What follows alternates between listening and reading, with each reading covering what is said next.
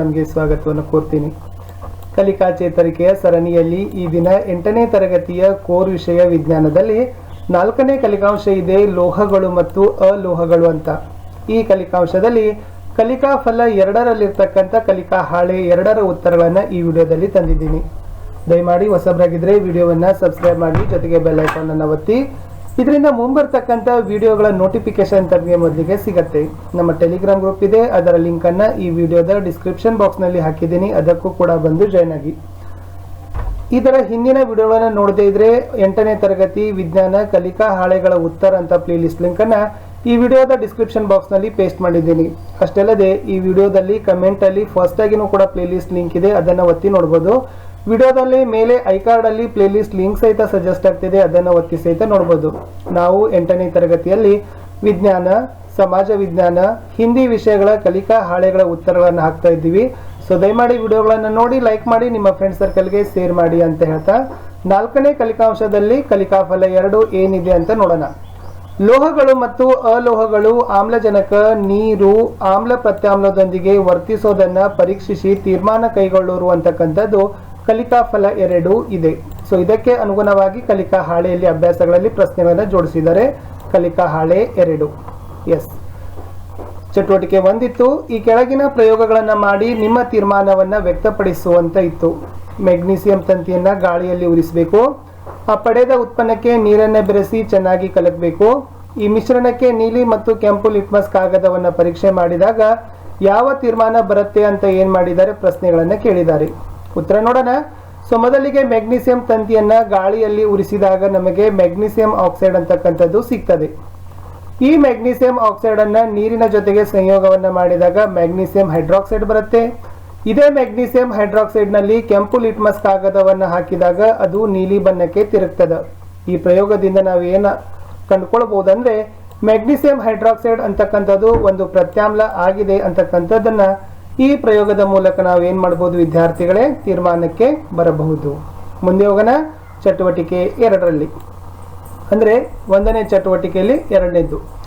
ಗಂಧಕದ ಪುಡಿಯನ್ನ ಗಾಳಿಯಲ್ಲಿ ಉರಿಸಿ ಅದರ ಧೂಮವನ್ನ ಒಂದು ಗಾಜಿನ ಬೀಕರಿನಲ್ಲಿ ಸಂಗ್ರಹ ಮಾಡಿ ಈ ಧೂಮಕ್ಕೆ ನೀರನ್ನು ಬೆರೆಸಿ ದ್ರಾವಣವನ್ನ ತಯಾರಿಸಿ ಕೆಂಪು ಮತ್ತು ನೀಲಿ ಲಿಟ್ಮಸ್ ಅನ್ನ ಕಾಗದವನ್ನ ದ್ರಾವಣಕ್ಕೆ ಸೇರಿಸಿ ಲಿಟ್ಮಸ್ ಕಾಗದಗಳ ಬಣ್ಣದಲ್ಲಿ ಯಾವ ಬದಲಾವಣೆ ವೀಕ್ಷಿಸುವಿರಿ? ನಿಮ್ಮ ವೀಕ್ಷಣೆಯ ಆಧಾರದ ಮೇಲೆ ಗಂಧಕದ ಧೂಮದ ಸ್ವಭಾವ ಬಗ್ಗೆ ನಿಮ್ಮ ತೀರ್ಮಾನ ಏನು ಅಂತ ಕೇಳಿದ್ದಾರೆ. ಉತ್ತರ ನೋಡೋಣ. ಈ ಗಂಧಕದ ಪುಡಿಯನ್ನ ಗಾಳಿಯಲ್ಲಿ ಉರಿಸಿದಾಗ ಗಂಧಕದ ಡೈಆಕ್ಸೈಡ್ ದೊರಕ್ತದೆ. ಇದೇ ಗಂಧಕದ ಆಕ್ಸೈಡ್ ಅಲ್ಲಿ ನೀರನ್ನ ಸೇರಿಸಿದಾಗ ನಮಗೆ ಗಂಧಕಾಮ್ಲ ಸಿಗತ್ತೆ. ಈ ಗಂಧಕಾಮ್ಲದಲ್ಲಿ ಏನಾಗ್ತದಪ್ಪ ಅಂದ್ರೆ ನೀಲಿ ಲಿಟ್ಮಸ್ ಅನ್ನ ಕೆಂಪು ಬಣ್ಣಕ್ಕೆ ತಿರುಗ್ತದ. ಇದರಿಂದ ನಾವೇನ್ ಹೇಳ್ಬೋದು, ಗಂಧಕಾಮ್ಲದಲ್ಲಿ ಆಮ್ಲೀಯ ಗುಣ ಇದೆ ಅಂತಕ್ಕದ್ದನ್ನ ತೀರ್ಮಾನಕ್ಕೆ ಬರಬಹುದು. ಇದಿತ್ತು ಈ ಚಟುವಟಿಕೆಯ ಒಂದು ಉತ್ತರ. ಮುಂದೆ ಹೋಗೋಣ. ಒಂದು ಪ್ರಶ್ನೆ ಇತ್ತು. ಕಬ್ಬಿಣದ ಮೊಳೆಯನ್ನ ತಾಮ್ರದ ಸಲ್ಫೇಟ್ ದ್ರಾವಣದಲ್ಲಿ ಮುಳುಗಿಸಿ ಬಿಡಿ. 5 ನಿಮಿಷಗಳ ಕಾಲ ಕಳೆದು ಕಬ್ಬಿಣದ ಮೊಳೆಯನ್ನ ಹೊರತೆಗೆಯಿರಿ, ಪ್ರಕ್ರಿಯೆಯಲ್ಲಿ ಬದಲಾವಣೆಯನ್ನ ಗಮನಿಸಿ ಅಂತ ಹೇಳಿದ್ದಾರೆ. ಉತ್ತರ ನೋಡೋದಾದ್ರೆ ತಾಮ್ರದ ಸಲ್ಫೇಟ್ನ ಬಣ್ಣ ನೀಲಿಯಿಂದ ಹಸಿರು ಬಣ್ಣಕ್ಕೆ ಬದಲಾಗ್ತದ. ಆ ಕಬ್ಬಿಣ ಸಹಿತ ಕಂದು ಬಣ್ಣಕ್ಕೆ ತಿರುಗ್ತದ. ಮುಂದೆ ತಾಮ್ರದ ಸಲ್ಫೇಟ್ ಮತ್ತು ಕಬ್ಬಿಣದ ನಡುವೆ ರಾಸಾಯನಿಕ ಸ್ಥಾನಪಲ್ಲಟ ಕ್ರಿಯೆ ನಡೀತದ ಅಂತಕ್ಕಂಥನ್ನ ಈ ಪ್ರಶ್ನೆಯ ಉತ್ತರ ಇತ್ತು. ಮುಂದೆ ಹೋಗೋಣ. ಎಸ್, ಚಟುವಟಿಕೆ 2ರಲ್ಲಿ ಈ ಕೆಳಗಿನ ಪ್ರಯೋಗ ನೀರಿನೊಂದಿಗೆ ಧಾತು ವರ್ತಿಸಿದಾಗ ಮಾಡಬೇಕು. ಅದರ ತೀರ್ಮಾನವನ್ನ ಇಲ್ಲಿ ಬರಿಬೇಕಿತ್ತು. ತಾಮ್ರ ನೀರಿನೊಂದಿಗೆ ವರ್ತಿಸಿದಾಗ ಏನಾಗುತ್ತೆ? ಕಬ್ಬಿಣ, ಅಲ್ಯೂಮಿನಿಯಂ, ಸೋಡಿಯಂ. ಇವೆಲ್ಲ ನೀವು ಸುಗಮಕಾರರ ಮಾರ್ಗದರ್ಶನದಲ್ಲಿ ಮಾಡಿ ಅಂತ ಸಲಹೆಯನ್ನು ಸಹಿತ ಕೊಟ್ಟಿದ್ದಾರೆ. ಉತ್ತರ ನೋಡೋಣ. ತಾಮ್ರ ನೀರಿನೊಂದಿಗೆ ವರ್ತಿಸಿದಾಗ ಯಾವುದೇ ಬದಲಾವಣೆ ಆಗೋದಿಲ್ಲ. ಕಬ್ಬಿಣ ಸಹಿತ ನೀರಿನೊಂದಿಗೆ ಕೂಡಿದಾಗ ಅಲ್ಲಿ ಯಾವುದೇ ಬದಲಾವಣೆ ಆಗೋದಿಲ್ಲ. ಅಲ್ಯೂಮಿನಿಯಂ ಸಹಿತ ನೀರಿನೊಂದಿಗೆ ಸಂಯೋಗ ಹೊಂದಿದಾಗ ಅಲ್ಲಿ ಕೂಡ ಯಾವುದೇ ಬದಲಾವಣೆ ಆಗೋದಿಲ್ಲ. ಆದ್ರೆ ಸೋಡಿಯಂ ಮಾತ್ರ ನೀರಿನೊಂದಿಗೆ ವರ್ತಿಸಿದಾಗ ಉರಿತದ, ಬುಸ್ ಅಂತಕ್ಕಂಥ ಶಬ್ದ ಬರ್ತದ. ಕಾರಣ ಸೋಡಿಯಂ ಅಂತಕ್ಕಂಥದ್ದು ಒಂದು ಕ್ರಿಯಾಶೀಲ ಧಾತು ಅಂತ ನಾವು ಏನ್ ಮಾಡ್ಬೋದು ವಿದ್ಯಾರ್ಥಿಗಳೇ, ತೀರ್ಮಾನಕ್ಕೆ ಬರಬಹುದು. ಸೋಡಿಯಂ ಕ್ರಿಯಾಶೀಲ ಧಾತು. ಎಸ್, ಚಟುವಟಿಕೆ 3ಕ್ಕೆ ಹೋಗೋಣ. ಇದು ಕಡೆಯದಿತ್ತು. ಈ ಕೆಳಗಿನ ವಸ್ತುಗಳನ್ನ ನೀಲಿ ಲಿಟ್ಮಸ್ ಕಾಗದದಲ್ಲಿ ಅದ್ದಿ ಅಥವಾ ಮುಳುಗಿಸಿ ಲಿಟ್ಮಸ್ ಕಾಗದದಲ್ಲಿನ ಬಣ್ಣದ ಬದಲಾವಣೆ ಆಧಾರದ ಮೇಲೆ ಆಮ್ಲನೋ ಪ್ರತ್ಯಾಮ್ಲನೋ ಅಂತ ವರ್ಗೀಕರಿಸಿ ಅಂತ ಕೇಳಿದ್ದಾರೆ. ಆ ವಸ್ತು ಇದ್ದಾವೆ. ಕೆಂಪು ಅಥವಾ ನೀಲಿ ಲಿಟ್ಮಸ್ ನಲ್ಲಿ ಅದ್ದಿದಾಗ ಅದರ ಬಣ್ಣ ತಿರುಗ್ತದಲ್ಲ, ಅದರ ಮೇಲೆ ಅದು ಆಮ್ಲನೋ ಪ್ರತ್ಯಾಮ್ಲನೋ ತಟಸ್ಥನೋ ಅಂತ ತಾವು ಏನ್ ಮಾಡಬೇಕು, ತೀರ್ಮಾನಕ್ಕೆ ಬರಬೇಕಿತ್ತು. ನೋಡುವ. ಮೊದಲನೇದಾಗಿ ಎಸ್, ನಿಂಬೆ ರಸ. ನಿಂಬೆ ರಸ ನೀಲಿ ಲಿಟ್ಮಸ್ ನಲ್ಲಿ ಹಾಕಿದಾಗ ಅದು ಕೆಂಪು ಬಣ್ಣಕ್ಕೆ ತಿರುಗ್ತದ. ಇದರಿಂದ ನಾವು ಏನ್ ಹೇಳ್ಬೋದು, ಇದು ಆಮ್ಲ ಇದೆ ಅಂತ ಹೇಳ್ಬೋದು. ಅದೇ ತರನಾಗಿ ಹುಣಸೆ ಹುಳಿ ನೀಲಿ ಲಿಟ್ಮಸ್ ಅನ್ನ ಕೆಂಪು ಬಣ್ಣಕ್ಕೆ ತಿರುಗಿಸ್ತದ, ಅದು ಕೂಡ ಆಮ್ಲ ಅಂತ ಹೇಳ್ಬೋದು.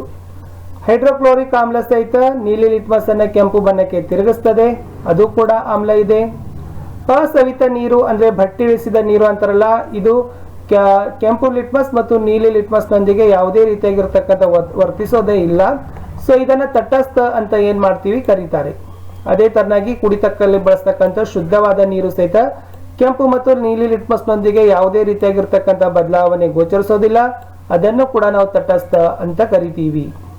ಆದ್ರೆ ಎಸ್, ಸೋಪಿನ ದ್ರಾವಣ ಕೆಂಪು ಲಿಟ್ಮಸ್ ಅನ್ನ ನೀಲಿಗೆ ಪರಿವರ್ತಿಸ್ತದೆ, ಅದನ್ನ ಪ್ರತ್ಯಾಮ್ಲ ಅಂತ ಕರಿತೀವಿ.